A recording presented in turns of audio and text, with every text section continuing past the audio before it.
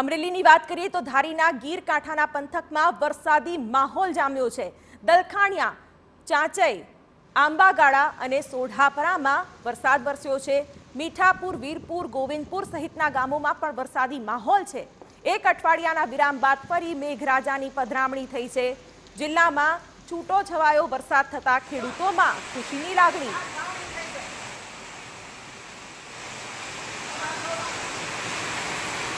અમરેલીના બાબરા શહેર સહિત ગ્રામ્ય પંથકમાં ધોધમાર વરસાદ વરસ્યો છે।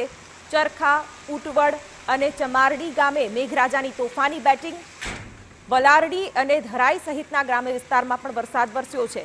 વાવેતર બાદ સારો વરસાદ પડતા ખેડૂતો ખુશખુશાલ।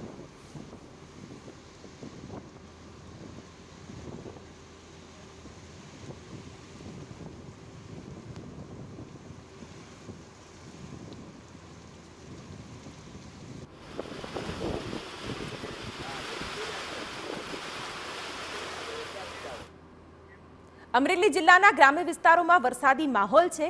ધારી સહિત ગીરના ગ્રામ્ય વિસ્તારોમાં ભારે પવન સાથે ધોધમાર વરસાદ વરસ્યો છે। ડાભાળી, હુડલી, ઝર, છતડિયા, બોરજર, કરેણમાં પણ વરસાદ।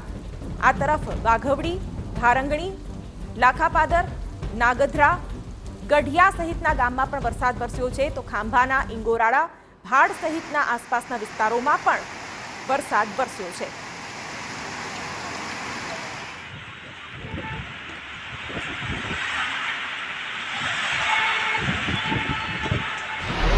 અમરેલી તાલુકાના નાના ભંડારિયા ગામમાં ભારે વરસાદ। નાના ભંડારિયા ગામની નદીમાં પૂર આવ્યા છે। નદીમાં પૂર આવતા નાના ભંડારિયા વડેરાનો માર્ગ બંધ કરવાની ફરજ પડી છે।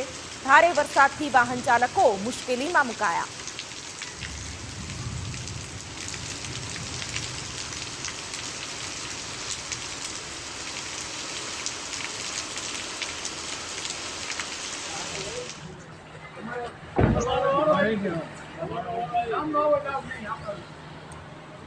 ભંડારીએ પરેશને ફોન કર્યો તો સારું તો આકડીએથી ઉભા રહી છે।